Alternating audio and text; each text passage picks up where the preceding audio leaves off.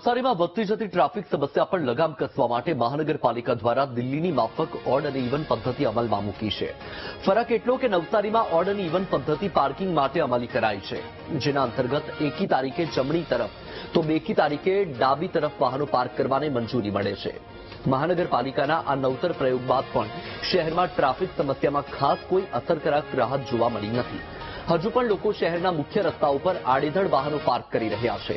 ત્યારે કોંગ્રેસે આ મુદ્દે જણાવ્યું હતું કે તંત્રની ઓડ અને ઇવન ફોર્મ્યુલા તો સારી છે, પરંતુ આ પદ્ધતિને લોકોને સમજાવી શકવામાં તંત્ર નિષ્ફળ રહ્યું છે। લોકોને જો અવેરનેસ આવશે તો ટ્રાફિક સમસ્યામાં મહદ અંશે સુધારો થશે। નવસારી નગરપાલિકાના મ્યુનિસિપલ કમિશનર દેવ ચૌધરી દ્વારા હમણાં નવસારી શહેરને ટ્રાફિકથી એ સમસ્યાથી મુક્તિ અપાવવા માટે એક નવો નિયમ લાગુ કરવામાં આવ્યો છે એમના દ્વારા।